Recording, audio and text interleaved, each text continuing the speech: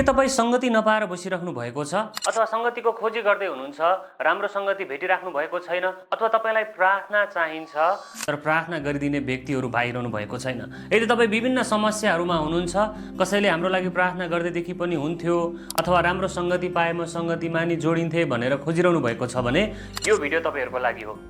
संगति बिना एउटा व्यक्ति परमेश्वरमा आत्मिक रूपमा अगाडि बढ्न सक्दैन। संगति यति धेरै महत्त्वपूर्ण छ कि यसरी पनि हामी भन्न सक्छौँ, संगति बिना एउटा परमेश्वरको सन्तान अथवा एउटा व्यक्ति असल परमेश्वरको सन्तान हुन सक्दैन।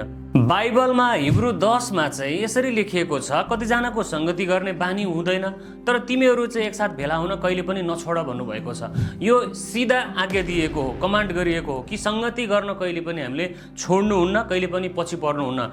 संगति गर्ने फुर्सद छैन अथवा संगति चाहिँ गर्नुहुन्न अनि विभिन्न समस्याहरू आइसकेपछि चाहिँ मलाई यो के भयो, किन मेरो जीवनमा यस्तो समस्या आइरहेको छ भनेर एक्लै गनगनाउने हो अनि जो मन लाग्यो त्यसलाई मेसेज गर्यो मेरो लागि प्रार्थना गरिदिनु भन्ने, तर संगति नजोडिने।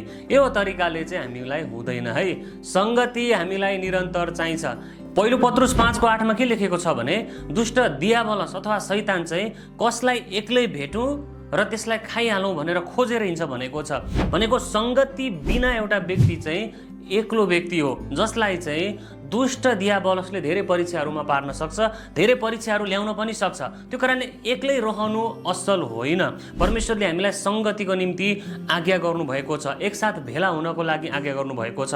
विभिन्न समस्याहरू हुन सक्छ हाम्रो जीवनमा, तर यी समस्याहरू हामी संगतिमा आएर चाहिँ हामीले एकअर्कासँग प्रार्थनाको विषय साट्नुपर्छ, एकअर्कालाई भन्नुपर्छ मेरो यस्तो भइरहेको छ जीवनमा, तपाईँहरू सबैजनाले प्रार्थना गरिदिनुहोस् भन्न पर्यो। संगतिमा जोडिएर चाहिँ हामीले के गर्नु पर्यो त, अरूहरूको लागि पनि प्रार्थना गर्न पर्यो, वचन शिक्षाहरू लिन पर्यो, जसले गर्दा हामी आत्मिक रूपमा बलियो हुँदै जान्छौँ। अनि आत्मिक रूपमा बलियो हुँदै जानु भनेको हामी भौतिक रूपमा पनि बलियो हुँदै जान्छौँ।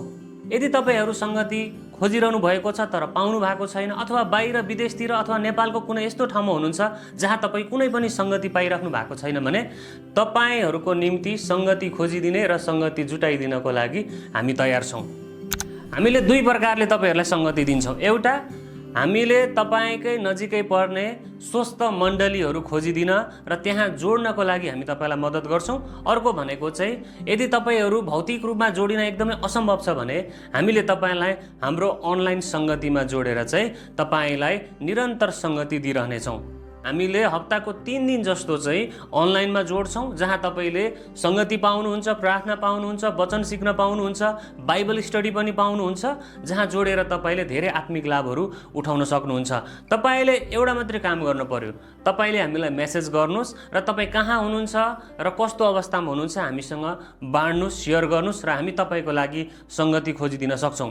ढिला नगर्नुहोस्। यदि तपाईँ संगति चाहनुहुन्छ, प्रार्थना चाहनुहुन्छ र वचन सिक्न चाहनुहुन्छ भने हामीलाई अहिले नै मेसेज गर्नुहोस्।